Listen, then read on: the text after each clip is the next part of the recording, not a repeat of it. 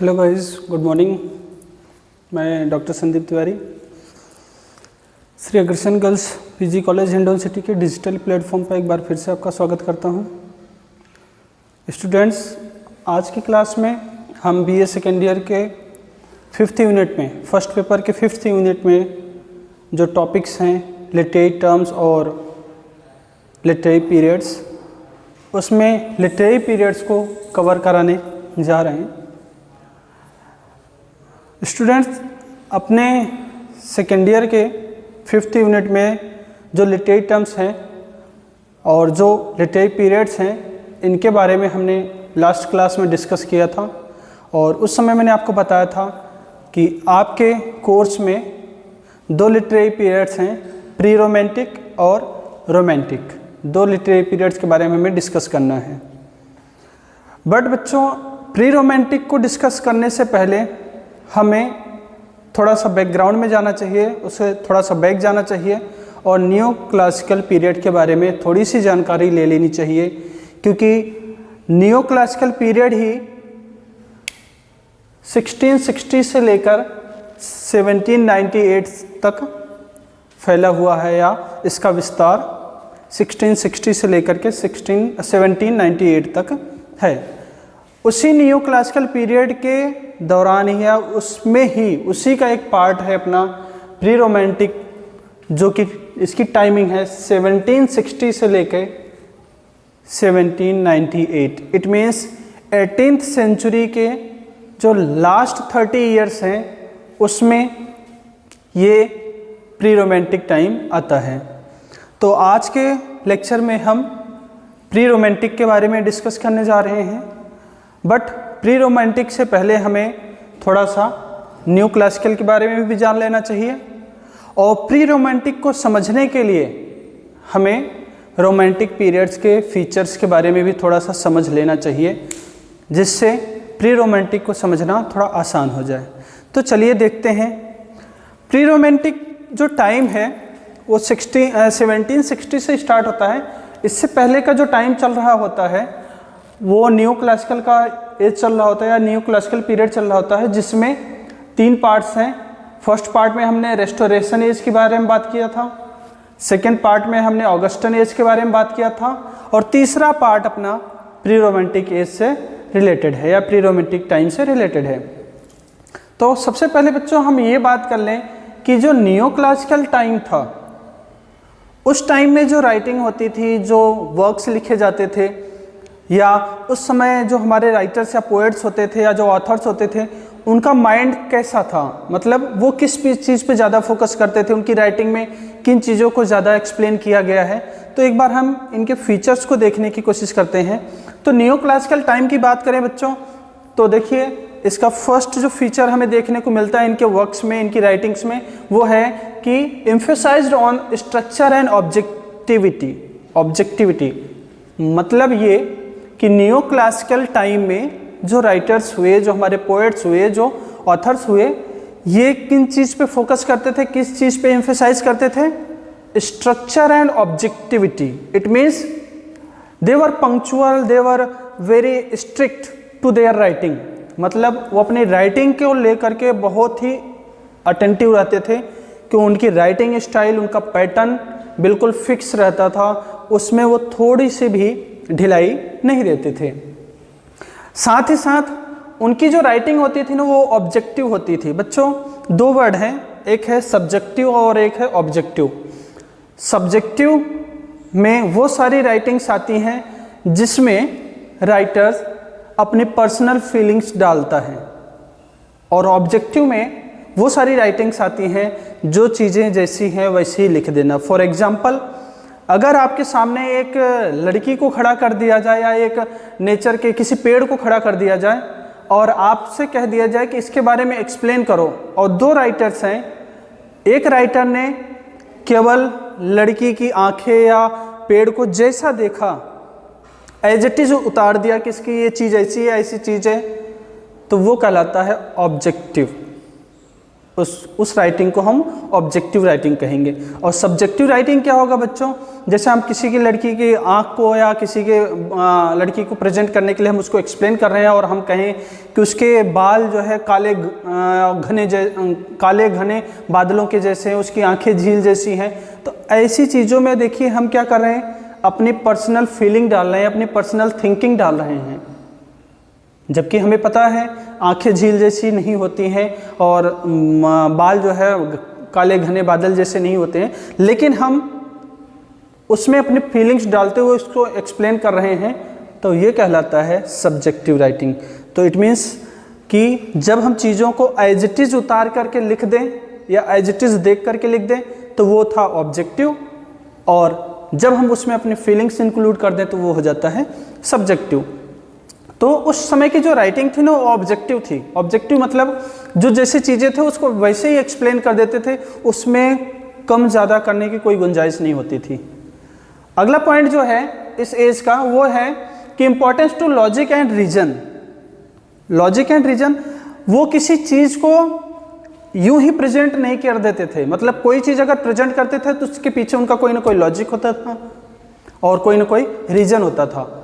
मतलब अगर कोई चीज़ प्रेजेंट किया जाता था तो वो उस पर आर्ग्यू करते थे, उस पर रीजन देते थे, उसके लिए लॉजिक देते थे, तो उनकी राइटिंग लॉजिक और रीजन बेस्ड होता था।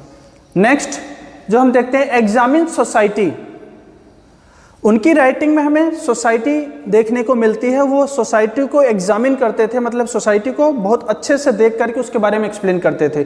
बट वो किस तरह की सोसाइटी को एक्सप्लेन करते थे, तो पॉलिटिकल एंड सोशल इश्यूज, मतलब वो समाज में भी पॉलिटिकल चीज़ें और सोशल चीज़ों को देख करके उसको अपनी राइटिंग में एक्सप्लेन करते थे। मतलब वो सोसाइटी में पॉलिटिक्स और सोशल इश्यूज को देख करके उसको लिखते थे।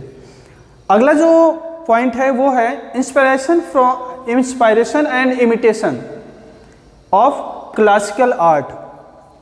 इस टाइम के न्यू क्लासिकल टाइम के जो ऑथर्स होते थे, जो राइटर्स होते थे, उनको लिखने की या उनको कोई चीज़ क्रिएट करने की इंस्पिरेशन कहाँ से मिलती थी, उनको प्रेरणा कहाँ से मिलती थी, तो वो उनको मिलती थी क्लासिकल आर्ट। क्लासिकल आर्ट में कौन सी चीज़ें आ जाएंगी, ग्रीक एंड रोमन टाइम के जो आर्ट्स थे, जो लिटरेचर थे, उस टाइम की बात कर रहे हैं। ये इन टाइम के या क्लासिकल टाइम के जो लिटरेचर थे, जो राइटिंग थे, उससे ये ज़्यादा प्रभावित थे, उसी को ये इमिटेट करते थे। इमिटेट करने का मतलब उसको नकल करके लिखते थे, उसी बेस्ड पे अपनी राइटिंग लिखते थे। तो इस टाइम के जो राइटर्स थे वो क्लासिक को या क्लासिकल राइटिंग को इमिटेट भी करते थे, उससे इंस्पायर भी थे। नेक्स्ट हम देखें स्टाइल इन पैटर्न। उनकी राइटिंग में स्टाइल होता था, अभी मैंने बताया था थोड़ी देर पहले ही कि वो अपने स्टाइल के प्रति, अपने पैटर्न के प्रति बहुत अटेंटिव रहते थे। वो अपने स्टाइल में इस टाइप के क्रिएटिविटी उनकी देखने को मिलती है उनकी स्टाइल में, जैसे कि वो सटायर लिखते थे, वो आयरनी लिखते थे, वो पैरोडी लिखते थे, वो रियलिस्टिक चीज़ लिखते थे। अभी मैंने बताया था ऑब्जेक्टिविटी किससे रिलेटेड है, रियलिस्टिक, जो जैसी चीज़ें हैं उसको एज इट इज़ प्रेजेंट कर देना, मतलब खुद की कोई थिंकिंग नहीं डालना, खुद की कोई इमेजिनेशन नहीं डालना, रियलिस्टिक होती थी, मतलब इमेजिनेशन यहाँ पे नहीं था। इनके लिटरेचर को आर्टिफिशियल लिटरेचर कहा जाता था, और ये अपने लिटरेचर में किसको स्पेस देते थे, किनको ज़्यादा इंपॉर्टेंस देते थे, तो ये अरिस्टोक्रेटिक सोसाइटी। अरिस्टोक्रेटिक सोसाइटी का मतलब हो गया बच्चों, समाज में दो तरह के वर्ग आप देखते हो, एक उच्च वर्ग होता है और एक निम्न वर्ग होता है, बीच में मिडिल एज भी होता है या मिडिल वर्ग भी होता है, बट ये दो तरह के वर्ग की बात कर रहे हैं, एक एरिस्टोक्रेटिक और एक पुअर सोसाइटी। तो ये किस सोसाइटी को बिलोंग करते थे या किससे ये फोकस करते थे, किस पे, तो ये अरिस्टोक्रेटिक सोसाइटी के ऊपर ज़्यादा फोकस करते थे, मतलब उच्च वर्ग के जो रिलेटेड लोग थे उनसे रिलेटेड सब्जेक्ट के बारे में ही अपनी राइटिंग करते थे। साथ ही साथ ये अर्बन लाइफ को एक्सप्लेन करते थे। अर्बन लाइफ, एक होता है अर्बन लाइफ, एक होता है रूरल लाइफ। रूरल लाइफ गांव से रिलेटेड, ग्रामीण से रिलेटेड, जहां फार्मर्स की लाइफ होती है, और अर्बन लाइफ सीधी सी बात है सिटी लाइफ। तो ये अर्बन लाइफ को स्पेस देते थे अपनी राइटिंग में बजाय रूरल लाइफ के।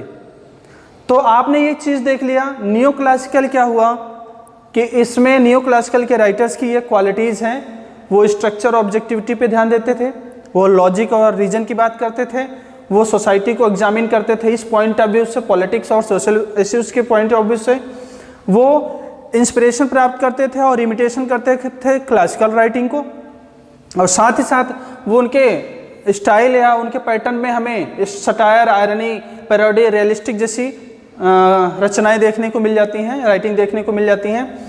इनके लिटरेचर को आर्टिफिशियल लिटरेचर भी कहा जाता था। ये अपने लिटरेचर में अरिस्टोक्रेटिक सोसाइटी और अर्बन लाइफ को स्पेस देते थे। अब हम बात करें बच्चों नियो क्लासिकल से आगे बढ़ें तो आपको पता है कि कोई भी एज अचानक से ना ख़त्म हो जाता है, ना ही अचानक से कोई नया एज आ जाता है। मतलब एक एज को ख़त्म होने में, नया एज आने में बीच में बहुत सारी चीज़ें होती हैं।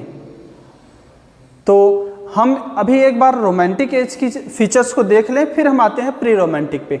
तो पहले हम बात करते हैं रोमांटिसिज्म, मतलब रोमांटिक टाइम को बात करें तो रोमांटिक टाइप के रोमांटिक पीरियड के जो राइटर्स थे, जो ऑथर्स थे, उनके फीचर्स के बारे में एक बार हम जिक्र कर लेते हैं। यहाँ क्या है, emphasised on imagination and subjectivity. New classical में हमने क्या देखा था कि स्ट्रक्चर एंड ऑब्जेक्टिविटी की बात करते थे वो, और यहाँ पे बात कर रहे हैं इमेजिनेशन एंड सब्जेक्टिविटी। मतलब यहाँ उनकी फीलिंग्स भी आ रही हैं इनकी राइटिंग में और उनकी इमेजिनेशंस भी आ रही हैं। तो इनकी राइटिंग कैसी हो गई, इमेजिनेशन बेस्ड हो गई और सब्जेक्टिव हो गई। दूसरी इंपॉर्टेंस देखते हैं, सॉरी दूसरा क्वालिटी इनका देखते हैं, importance to emotion and self experience.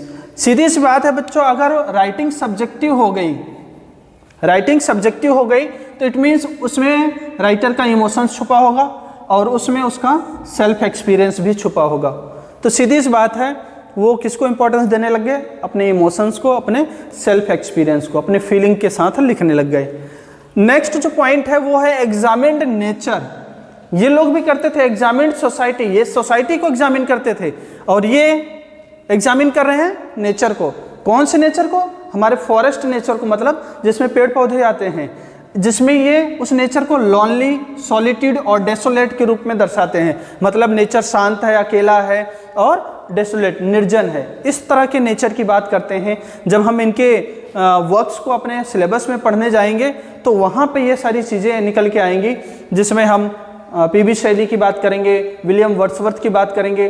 जब इनके हम पोएम्स को पढ़ेंगे अपने सिलेबस में तो वहाँ हमें इस टाइप के नेचर्स देखने को मिलेंगे, क्योंकि रोमांटिक एज के जितने भी राइटर्स हुए हैं, जितने भी पोएट्स हुए हैं, वो उनका बेस्ड क्या होता था, नेचुरल वर्ड। उनकी राइटिंग का बेस होता था नेचुरल वर्ड, और उसमें से कुछ तो नेचर से इतने ज़्यादा लगाव रखते थे, जैसे कि विलियम वर्ड्सवर्थ है, उसको बोलते हैं प्रिस्ट ऑफ नेचर, वो नेचर का पुजारी था। तो इस तरह से जब हम इनके राइटिंग्स को पढ़ेंगे, इनके सिलेबस पे चलेंगे, तो हमें नेचर्स के बारे में जानकारी और मिलेगी। नेक्स्ट जो पॉइंट है, इंटरेस्ट इन सुपर नेचुरल।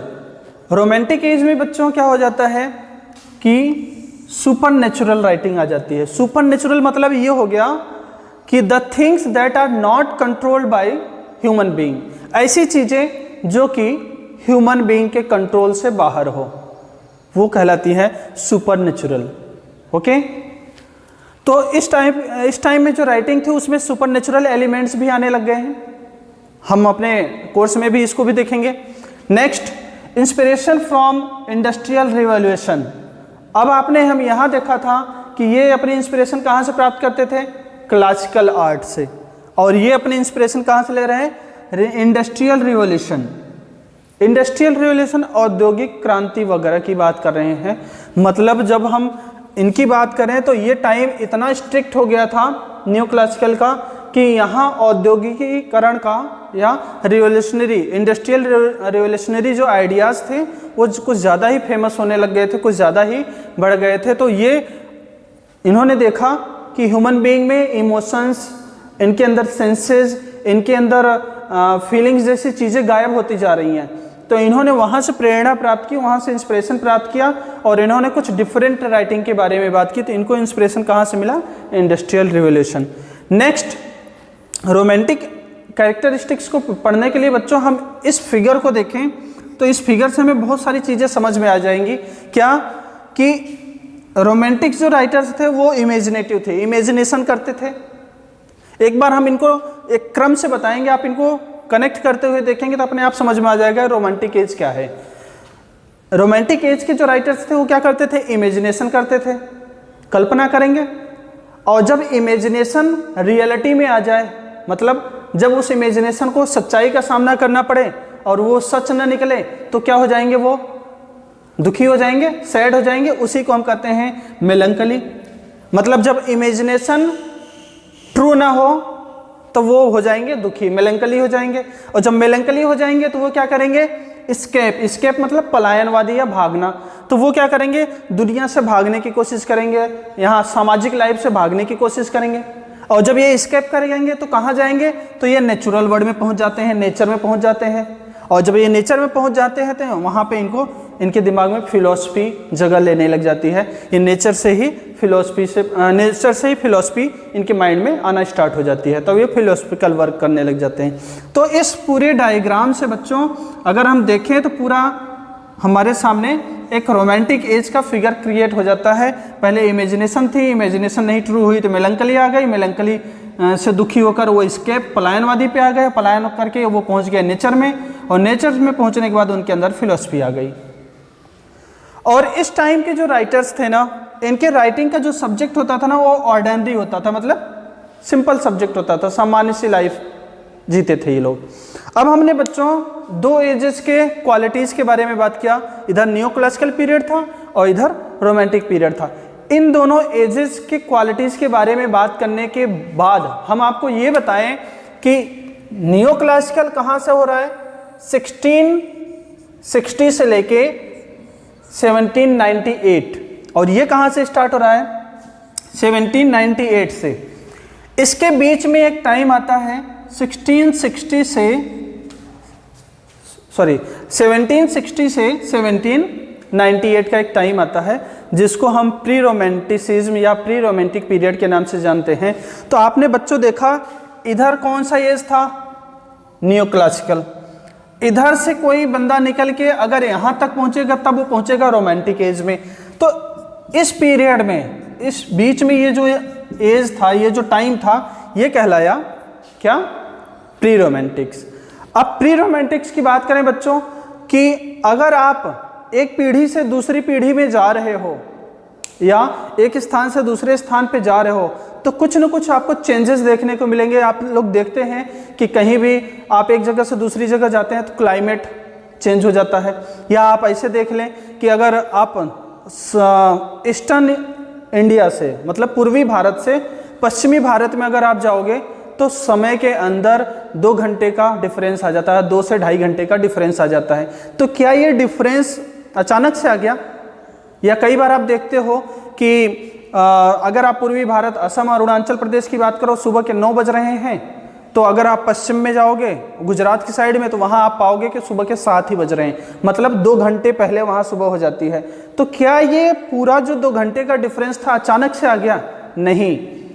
आपने देखा पूर्वी भारत में जब आप असम और अरुणाचल प्रदेश में थे तो वहाँ सुबह के 9 बज रहे हैं, और जब आप थोड़ा सा पीछे आओगे, बिहार आओगे, उत्तर प्रदेश आओगे, तो वहाँ सुबह के 8:30 या 8 बज रहे होंगे। फिर आप थोड़ा पीछे जाओगे तो फिर आप पाओगे कि 7:30 बज रहे हैं, और पीछे जाओगे तो आप पाओगे कि 7 बज रहे हैं। तो आपने देखा 7 से 9 के बीच में कितनी बार चेंजेस हुआ टाइम का। तो मतलब मैं ये कहना चाह रहा हूँ कि न्यू क्लासिकल एज से निकल करके जब हम रोमांटिक एज तक जाते हैं, इसके बीच में जो टाइम हुआ उसमें बहुत सारे चेंजेस हुए, और जो चेंजेस हुए उसी का रिजल्ट निकल के आता है ये रोमांटिक एज।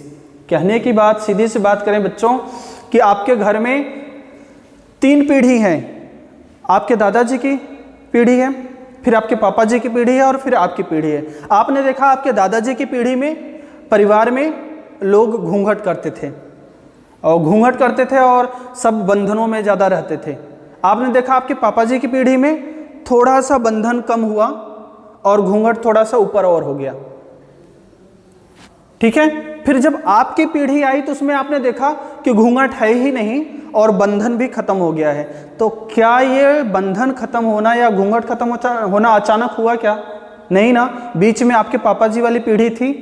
तो यही मैं समझाने की कोशिश कर रहा हूँ कि नियो क्लासिकल से रोमांटिक जाने के बीच में हमें प्री रोमांटिक एज से गुजरना पड़ रहा है, और इसमें जो क्वालिटीज देखी थी, इसमें जो चेंज स्टार्ट हुए वो चेंज यहाँ पे स्टार्ट होंगे और यहाँ पे अपनी चरम सीमा पे, मतलब यहाँ पे जाकर के कंप्लीट हो जाता है। तो कहने का मतलब रोमांटिक एज या रोमांटिक पीरियड या ये रोमांटिसिज्म किसकी देन है? तो वो प्री रोमांटिक पीरियड की ही देन है। अगर ये नहीं होता तो ये नहीं आता। क्यों? क्योंकि चेंजेस यहाँ स्टार्ट हुए हैं और वो चेंजेस कंप्लीट यहाँ हो रहे हैं। चलिए अब हम बात करते हैं प्री रोमांटिक एज की या प्री रोमांटिक टाइम की। तो देखिए बच्चे, ये जो है ना प्री रोमांटिक होता क्या है कि प्री रोमांटिक है a step towards romantic movement. आप इसकी डिफिनेशन में ही बात समझ जाएंगे जो अभी मैं आपको समझा रहा था कि प्री रोमांटिक क्या है? एक कदम है किसकी तरफ? रोमांटिक मूवमेंट्स की तरफ। मतलब यहां से एक कदम बढ़ता हुए किधर जा रहा है? रोमांटिक मूवमेंट्स की तरफ। तो ये प्री रोमांटिक एक कदम है रोमांटिक मूवमेंट की तरफ या रोमांटिक पीरियड की तरफ। आगे बात करें, अब इसके कुछ फीचर्स के बारे में बात करें तो ये ऐसा एक पीरियड था जिसमें ग्रेट टर्बुलेंस, टर्बुलेंस मतलब डिस्टरबेंस बच्चों, ऐसा एक टाइम था जिसमें बहुत सारा डिस्टरबेंस हुआ। सीधी सी बात है, आपके फैमिली में कोई परंपरा चली आ रही है और अगर आप उस परंपरा को चेंज करना चाहोगे तो फैमिली में उथल पुथल होगा, ऊपर नीचे होगा। तो इसी को कहते हैं टर्बुलेंस। आप नियो क्लासिकल के थॉट्स, उसके आइडियाज को चेंज कर रहे हो और उसको किधर लेके जा रहे हो? रोमांटिक टाइम के साइड में। तो बीच में जो उथल पुथल हुआ उस टाइम को हम प्री रोमांटिसिज्म के नाम से भी जानते हैं। तो मतलब ये ऐसा पीरियड था जिसमें टर्बुलेंस देखने को मिला। दूसरा, इस एज में स्टार्ट हो गया था रिटर्न टू नेचुरल वर्ल्ड। आपने यहाँ बात किया था कि ये लॉजिक और रीजन की बात करते थे, ये तर्क पे बात करते थे, लेकिन इस टाइम के जो राइटर्स आए या जो पोएट्स आए वो किधर लौटने लग गए थे? ये नेचुरल वर्ल्ड की तरफ लौटने लग गए थे, प्रकृति की तरफ और लौटने लग गए थे। यहाँ ये लोग प्रकृति की तरफ लौट रहे हैं और ये यहाँ प्रकृति में पूरी तरह से आ जाते हैं। तो आप इसी से समझ गए होंगे कि यहाँ से चेंजेस स्टार्ट हो रहा है और यहाँ चेंजेस कंप्लीट हो रहा है। तो ये रोमांटिक प्री रोमांटिक की ही देन है। Next, return to humanity. अब देखो यहाँ पे जब ये लॉजिक और तर्क की बात करेंगे तो मानवता की बात नहीं करेंगे। क्यों? जो सच है वही है, ऐसा है तो ऐसा ही है, उसमें मानवता कहीं नहीं दिखेगी उनको। लेकिन यहाँ पर ये थोड़ा सा ह्यूमैनिटी की बात करने लग जाते हैं, मानवता की बात करने लग जाते हैं। कहाँ पे? रोमांटिसिज्म में। और ये मानवता की बात अपनी चरम सीमा पे कहाँ पहुँच जाती है? इसमें, रोमांटिक टाइम में। Interest in individual, interest in individual. यहाँ आप देख रहे थे एग्जामिन सोसाइटी, ये सोसाइटी को एग्जामिन कर रहे थे, मतलब एज ए होल देख रहे थे सोसाइटी को।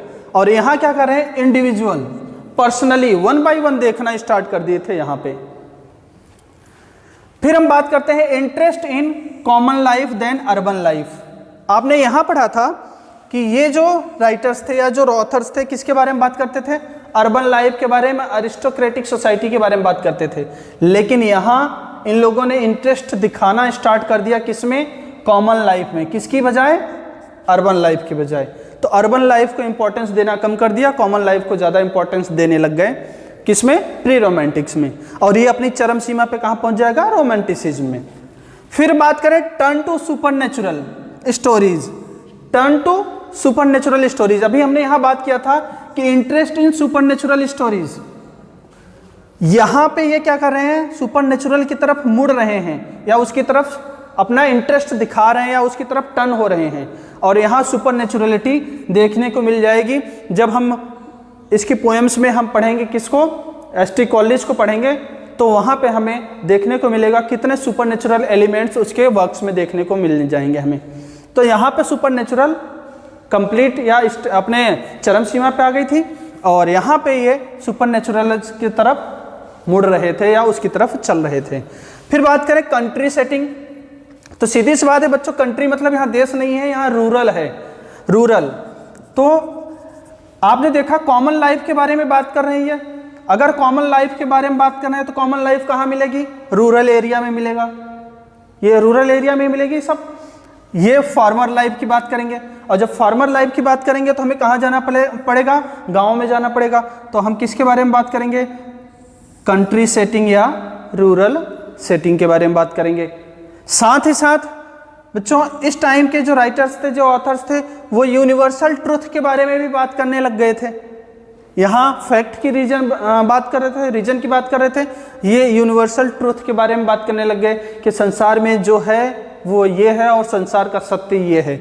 तो ऐसी चीज़ें भी हमें देखने को मिलेंगी। तो बच्चों आज की क्लास में हमने प्री रोमांटिक एज के या प्री रोमांटिक पीरियड्स के हमने फीचर्स के बारे में डिस्कस किया है, कौन कौन से फीचर्स हैं इस टाइम के जो राइटर्स हुए, जो पोएट्स हुए, उनकी राइटिंग्स में या उनके वर्क्स में हमें क्या क्या देखने को मिल सकता है। अगली जो क्लास होगी उसमें हम इसके कुछ और फीचर्स के बारे में बात करेंगे, और उसके बाद उसके नेक्स्ट क्लास में इस एज से रिलेटेड जो मेन राइटर्स हैं या जो पोएट्स हैं, जैसे थॉमस ग्रे हैं, विलियम कॉलिंस है, विलियम ब्लैक है, इन सब के बारे में थोड़ा थोड़ा सा डिस्कस करना स्टार्ट करेंगे। और बच्चों ऐसी क्लासेस में पूरा होल आपको प्रोवाइड करना इम्पॉसिबल है। सो अभी हम आपको यहाँ पे लॉजिक क्लियर कर रहे हैं, थॉट को एक्सप्लेन कर रहे हैं, जो चीज़ें जैसी हैं उसको एक्सप्लेन कर रहे हैं, but exam point of view से इनकी डिटेल में आपको स्टडी करनी होगी, जिसके लिए हम आपको प्रोवाइड करवा रहे हैं PDF। तो आप यहाँ पे समझने का काम कीजिए और PDF से एग्जाम पॉइंट ऑफ व्यू से तैयारी करते रहिए, क्योंकि यहाँ पे सारी चीज़ें लाइन टू लाइन एक्सप्लेन करना इम्पॉसिबल है। सो आप फैक्ट या जो लॉजिक है या जो उसके पीछे थॉट्स हैं वो यहाँ क्लियर कीजिए, और अपनी पढ़ाई डिटेल में आप PDF से कीजिए, बुक से कीजिए, ताकि आपकी एग्ज़ाम की तैयारी भी होती रहे। सो आज की क्लास में इतना ही।